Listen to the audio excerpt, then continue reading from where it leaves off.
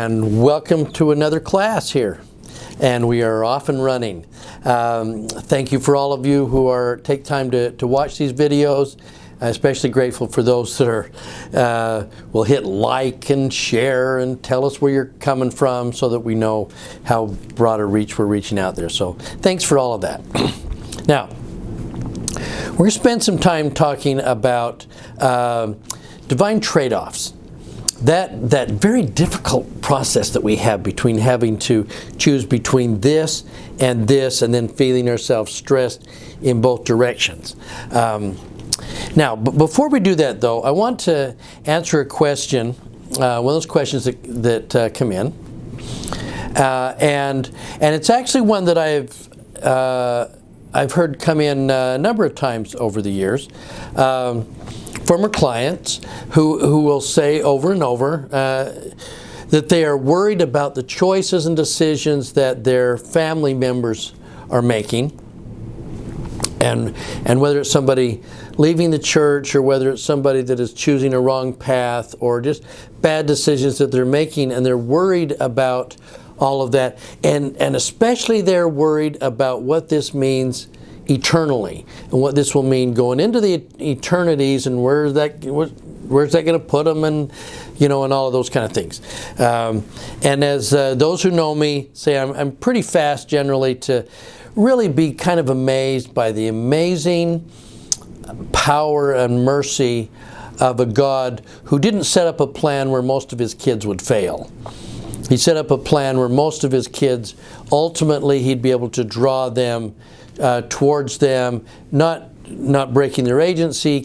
We force no man to heaven, but love them enough the same that we would as parents, where we're going to work with them and we never give up until we're able to help open their eyes, and then ultimately with that knowledge they make a better decision. Okay, so I'm always saying, well, give Jesus 1,000 years with your son or your daughter or your spouse. Let's see how they turn out. My money's on Jesus and his ability to continue to work with them. Well, I had one client who kind of pointed this out, concerned in reading the Book of Mormon, and there are a number of quotes like this in the Book of Mormon. This one coming from Amulek, who says in Alma 34, "Now behold, this life is the time for men to prepare to meet God." And it certainly is. "Yea, behold, the day of this life is the day for men to perform their labors." And then he goes on to say, "For after this day of life, which is given to us to prepare for eternity, behold, if we do not improve our time while in this life, then cometh the night of darkness wherein there can be no labor performed." And people will look at that and say, well, we are the same person here, we're going to be there, and if they don't change here, they're not going to change there.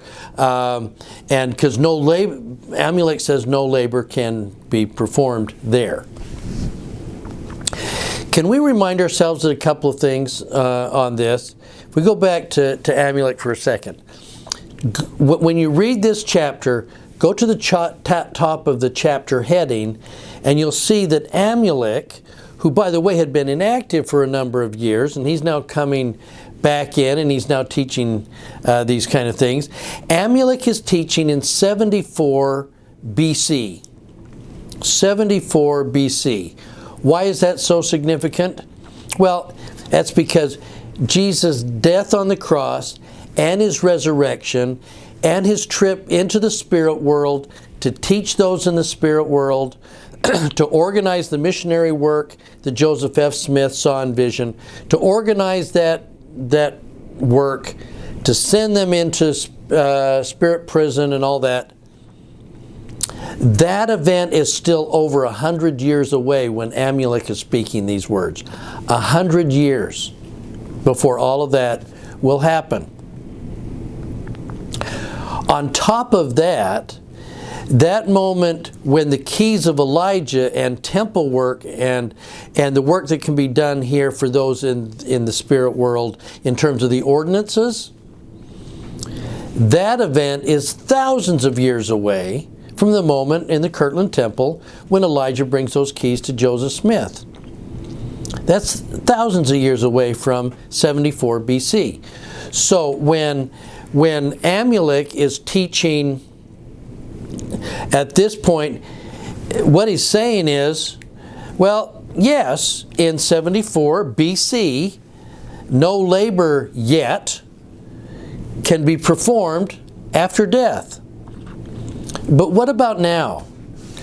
We know that we have more light and knowledge now than the saints did in Nauvoo, and that we have more light and knowledge now than they did in 74 BC. A lot has taken place since then.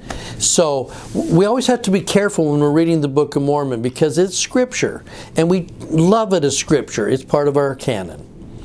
But we need to recognize that there are times like this one when prophets are speaking at a time yet based on the knowledge and light that has been given to them to that point.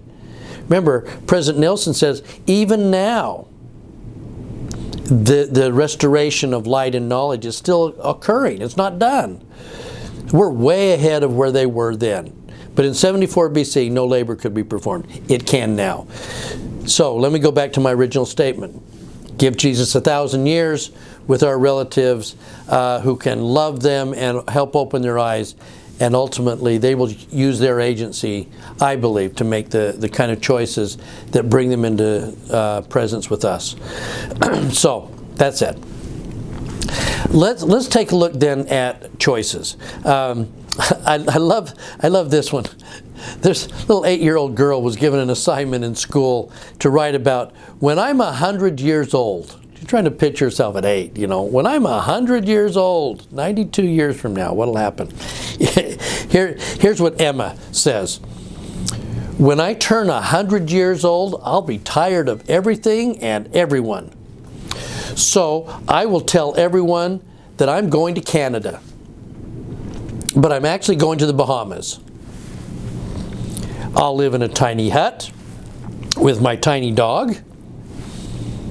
I will order fish tacos when I'm hungry. And I will live my best life with no crap. 8 years old. Makes you wonder, this is a girl living beyond her years, right? How much does she understand? She's probably been hearing some parents or grandparents. But I love that idea. It says, when I'm 100 years old, I will live my best life. And that consists living in the Bahamas on fish tacos. That sounds pretty good to me, to be honest. Okay? So that would be her choice. Now, let me give you another one, and I believe I'm going to attribute this, maybe erroneously, but because it always fits on J. Golden Kimball, because I think J. Golden Kimball told this story. He talks about the fact of being a missionary in the South and coming into a clearing where a farmer had cleared out some land and had a farm. And as he comes into the clearing, he sees some hound dogs that would perk up their ears, and then they would run crazy across the clearing into the trees, and then they'd pick up their ears, and then they would run over here, and then again, and then they'd run over here. So they were always running back and forth and back and forth and back and forth. And after a while, he wonders, what's going on here? So he goes up to the farmer, and he says, what's the deal with the dogs? And the farmer says, a while back I hurt my leg, and because I couldn't get around very much, he says, I put their food in a wooden bowl, and then I wrapped the wooden bowl with a stick, and so they could come running to come eat. He says, since that time, the woodpeckers are driving them nuts.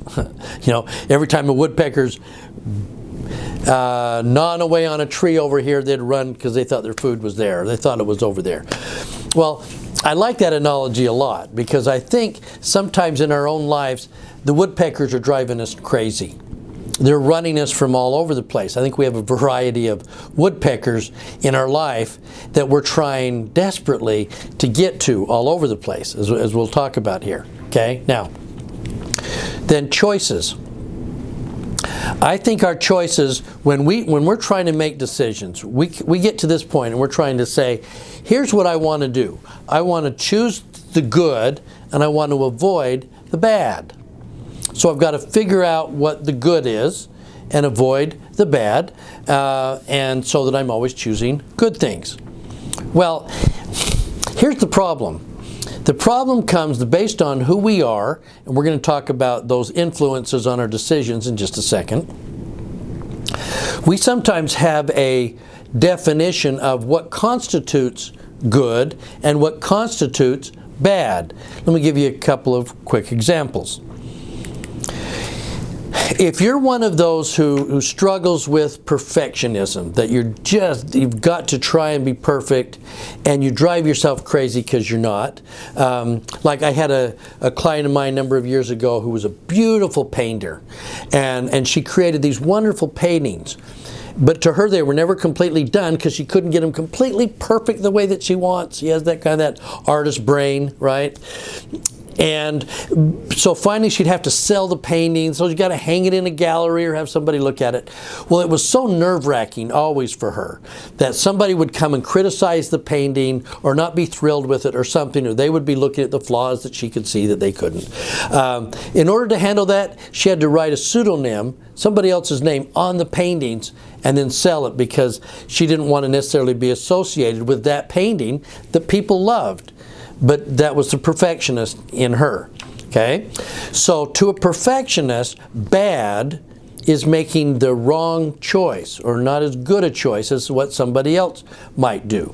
So there's constantly criticizing of our choices. That's what perfectionists struggle with. On the other hand, to somebody who is a people pleaser, who's really nice, and it's about making sure that everybody always likes them.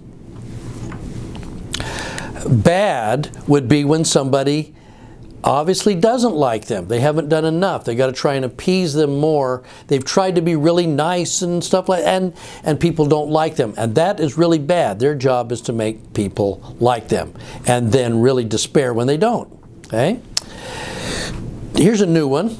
To a virtue signaler. This is somebody who is obsessed with their own virtue. They want to be seen as somebody who is virtuous and doing the good stuff in society, but they have to signal it. It's not so much good to be good for good's sake.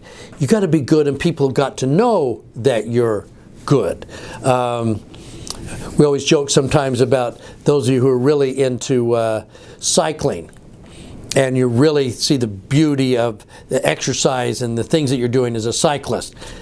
But, people have to know you're a cyclist sometimes. You want people to know that you're doing this good stuff. Okay? So, to a virtue signaler, bad is when people don't see them as virtuous as other people. I'm going to be a recycler, but I really need people to know I'm recycling, so you can go, oh, what a great person he is. Sometimes we call these people woke. That's another term, meaning I've awakened to all of the things that are bad in the world, and I'm going to be better than all of that. So to a virtue signaler, bad could mean a lot of things different from it was to a people pleaser. Now, author Greg McKeown, who wrote a wonderful book about essentialism and effortless, talks a lot, and he's a New York Times bestseller, but he's also a former bishop, a good member of the church, and what he talks about, what we have to be aware of is those times when we choose and we say yes to something. Of all the things we could do, we're going to choose yes. But part of what he points out when we're trying to do things that are much more essential in our life, being our best selves, is that we don't always know that when we are saying yes to one thing, we are saying no to something else. And so the reality is, are we aware of, while we're saying yes here, what did we say no to? What are we passing up in order to say yes here? And in fact, he would go so far as to say when we say yes to this thing, we're saying no to everything else. And what's contained in that everything else might have been something that was actually more essential than what we did. So reality actually looks something like this. We're trying to do the right thing. So we choose and we do something that is, this was a good thing, I need to do this. In reality, when you think about a talk a long time ago by President Oakes, who talked about good, better, and best, sometimes we do something that's good, but there was actually something that was more gooder than the good. Oh, there was a gooder thing that was out there. And so maybe I should have done the more gooder thing. Oh, wait a minute, there's also another good. How can I do that also good? That would be good. Oh, wait a minute, there's something even gooder than that. And now I've got to do that thing. There was good, there's more gooder. I could do that, but I need to do that one as well. Oh, wait a minute, I'm having to do this thing that's not as good, but I didn't want to say no to that person who asked me, so I said yes. So now I'm aware that I'm doing the not as gooder thing, but it was a good thing for me to be a people pleaser and say yes, but I'm aware of what I'm saying no to. Oh, wait a minute, there's another good one over there. I could be doing that. If I will do that, then actually I become the hero good. I'm doing all of these kind of things. So we've got all of these different goods that we're trying to do all at the same time. And what social media tries to tell us is that we can do it all. That's the problem. I can do this, and I can do this, and I can do this, and I can do this. I can get up early in the morning and exercise. I can come back and make my house spotless. Then I can get the kids off to school, or then I can make sure that I've got a little part-time job going on here and make sure that my daughter gets to her select soccer, where, by the way, every weekend she's going to be going to another tournament over here because she's really good. And on time, my older son is playing in the high school band, and there's band competitions all over the place, so we've got to go do all of those things as well. And on top of that, I'm trying to help my husband with this. I mean, there's just all of this stuff, and somehow we bought into the lie that says you can do it all. And then we get stressed and we get worried and we start to fall apart. In fact, all of those good things we don't do as well as when we focus on a few essentials, as we're going to talk about in just a second. So sometimes we get caught in this, and I don't know who it was that originally said this, but I kind of like it. So how often have you been caught in this or feel like this? That we spend a lot of time, someone says, doing the things that we actually really detest, to buy things we actually really don't need, with money we don't really have. Why? Well, to impress the people we don't even like. We spend a lot of time doing things we detest, to buy things we don't need, with money we don't have, to impress people we don't like. What a mess that is. And in the process of that, we end up choosing to do things that don't bring us as much joy, or takes away time, money, heart, focus from the things that are actually more essential in our life. I find it fascinating. We've been kind of tracking in the Old Testament, the children of Israel walking through. And when it's Joshua's turn, and Joshua is going to lead them into the promised land. In Joshua 20:24, we get this one. Choose ye this day whom ye will serve. But as for me and my house, we will serve the Lord. Now, for those of us looking in on the Old Testament, these children of Israel, we might look at it and say, well, what's there to choose? You saw this great God at the Red Sea. You saw him part the Red Sea. There was that manna thing. Every day it just shows up. We saw the plagues on the children of Egypt. We saw the lights at Mount Sinai. This is a much greater, more powerful God than the God of the Canaanites and the Amorites and all those Jebusites. Why is there even a choice? Why would you choose this powerful God over those gods? And sometimes we might look at our own life and say, how come I'm choosing this thing over that thing? Well, if it's us, we might look at it and say, if we're in the wilderness, why there be a choice? Well, because, as we're going to talk about, there are a lot of influences on our ability to choose. One of my BYU professors that I really liked when I was in school was a wonderful man by the name of Alan Bergen. He was an internationally known psychologist that had practiced for years in New York City as a practicing psychologist.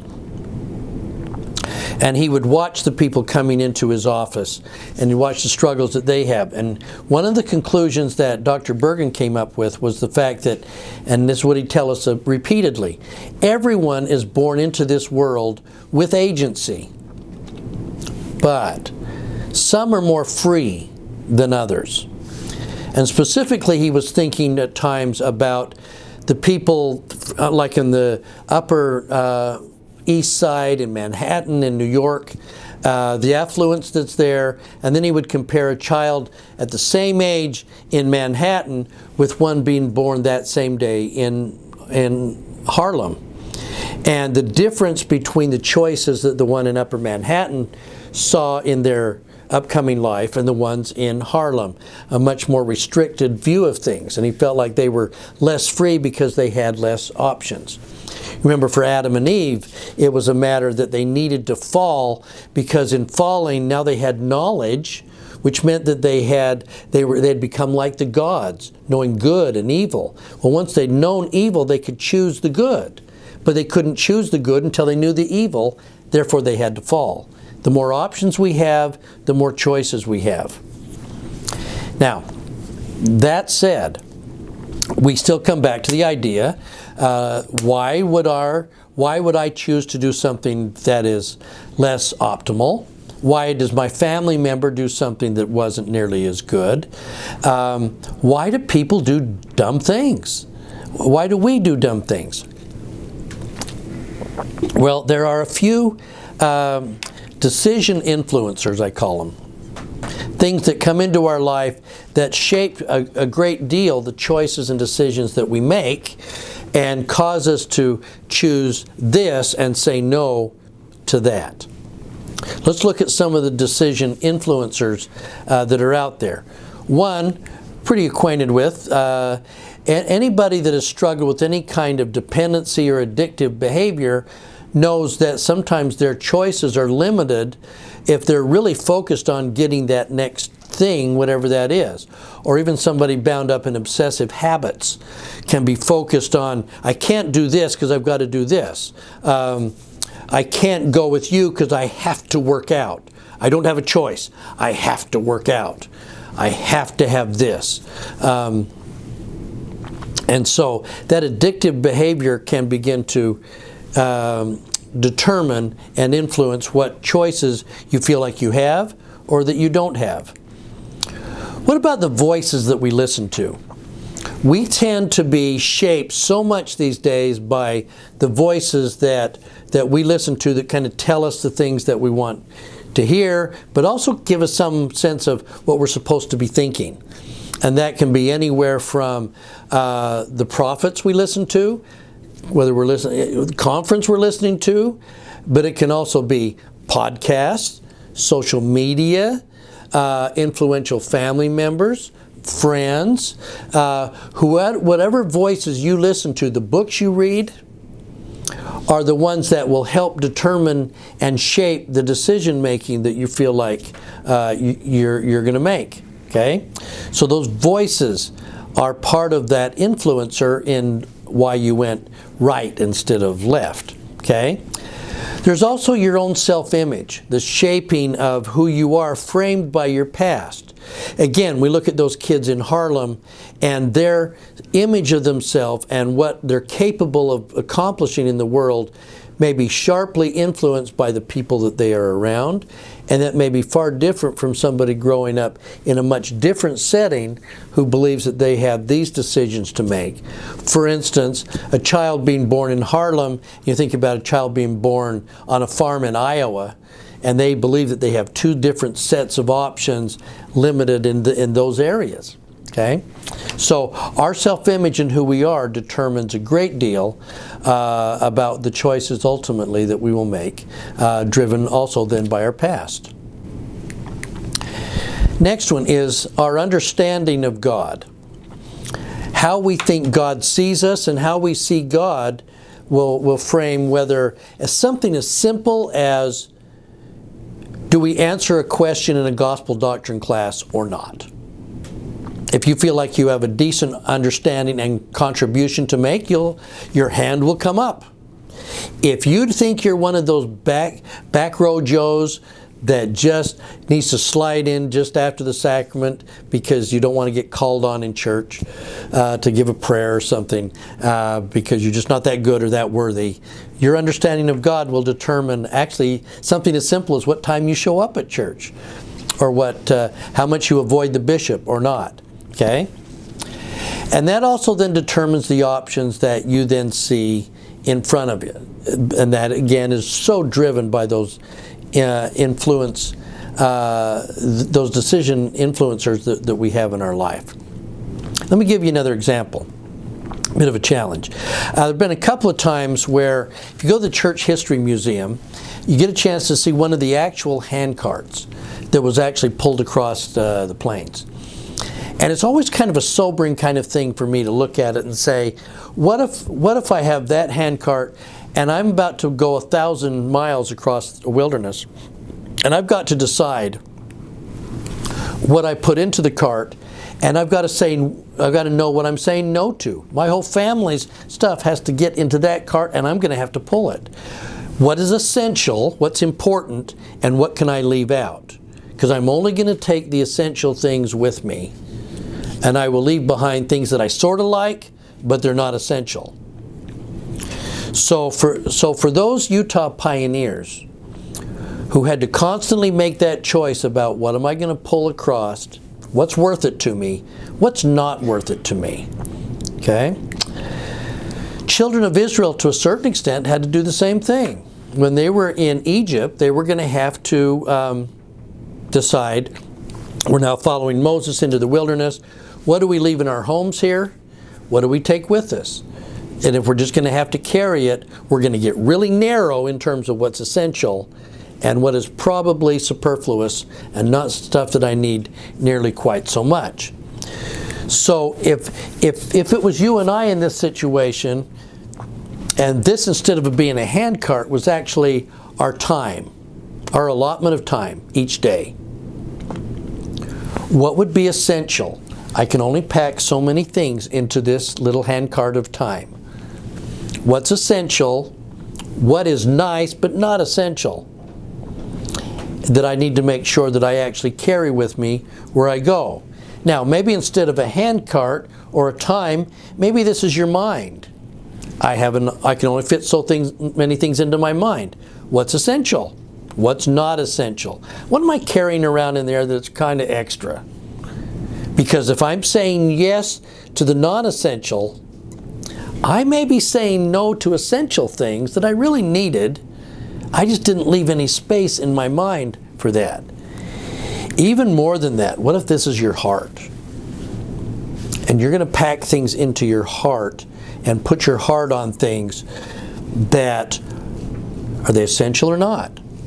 If you're saying yes to this, what are you saying no to? And could you be saying no to things that are actually more important to you and in your life?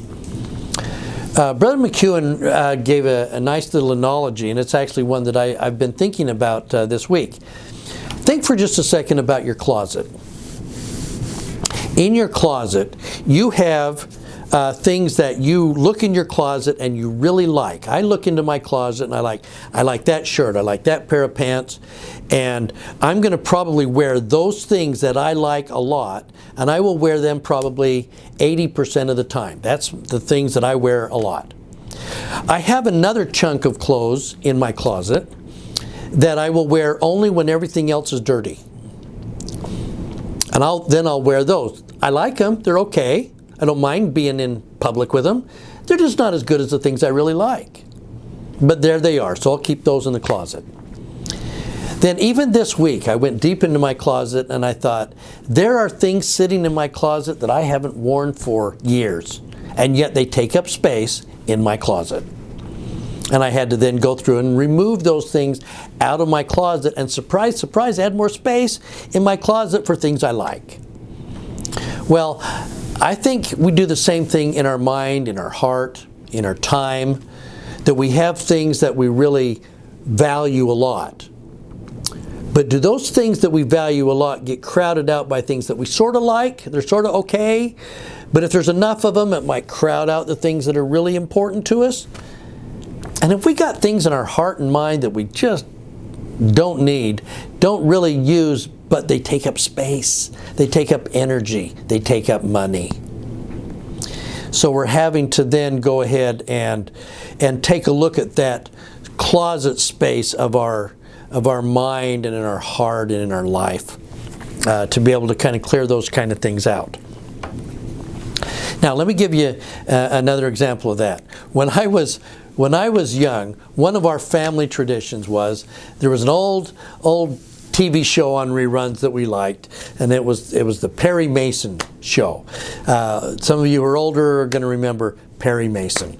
For those of you who don't know, Perry Mason was an attorney, and Perry would work to get his clients found not guilty, and so most of the show took place kind of in the courtroom, and almost always about 5 minutes till the end of the show, we just laugh about it. We kind of count on it. The fact that what would happen is that Perry Mason would be in the middle of saying, and this is why my client couldn't do that. She wasn't there, but the real killer is there. And always, always, always, the real perpetrator of the crime would be in the courtroom. It was her. She's the one who did it. She had the opportunity. She's the one. And always, always, always, the person in the courtroom would jump up and say, yes, I did it. It was me. I had to do it. Don't you see? I had to do it. He was about to expose me, and yes, I shot him. And I can't believe it. And then she'd cry. Okay? Well, and then Perry's client would be off the hook. Well, I love that ring of, I had to do it. Don't you see, I had no choice.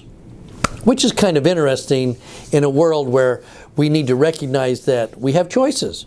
But sometimes because of decision influences and because our non-essentials are crowding out our brain and heart and time, it doesn't feel like we have the time to choose the stuff that we need that is really truly essential. Or when we pull back and take a look at it, we realize that the non-essential things in our life have crowded out the things that really were more important to us. So as we kind of conclude this, let's take a look at the idea that in truth, we too, just like those people in Perry Mason, we might be caught saying, I had to do it. Don't you see? I had no choice. I had to say yes. He was going to be mad. I had to say yes. They wouldn't understand. I have to do it because I said I would. Okay? I have no choice. In reality, the first rule of choice is we have a choice. We have agency. And we can choose. Now, here's where it becomes much more critical, I think, as it was for those children of Israel. Our joy in this life, less stress, more joy, and our eternal joy in the next life really does come down to this. We first need to recognize what is essential. What's essential to us. What is most important. We need to recognize what that is. The things that we do or the relationships. What things are most essential to our joy. Then we make the very difficult decisions about having to work to eliminate activities, maybe even relationships, that crowd out our time, our heart, our mind from being able to focus on our essentials. You might even have to ask, why have I been choosing to do that when it's a sort of good thing? But in doing the sort of good thing, I'm saying no to the essential things. Why did I choose to do that? Well, it just kind of crept up on me. And suddenly I've got all of this old clothes in my closet that's crowding out the really good things that I want. So but it is a difficult, painful choice to say no to things that are sort of good and sort of okay, but I'm going to really do and focus my activities on those essentials. Now, the bottom line then ultimately is this. It probably means doing less things better. Let me say that again. If we're going to focus on our essentials, we're probably going to do less better than doing more things with stress and anxiety and probably mediocrity. Because the reality is we can't do it all. We're not supposed to be doing it all. We're going to focus on the essentials, the important stuff, and get rid of the trivial less. Brothers and sisters, I bear you my testimony that eternal life is essential. The most important relationships in our life are essential. Living the gospel fully is essential. What things are we saying yes to, though, that crowd those important things out in our life? Can we go through the process of eliminating those things? And by doing so, be able to be happier and more in tune with the Spirit.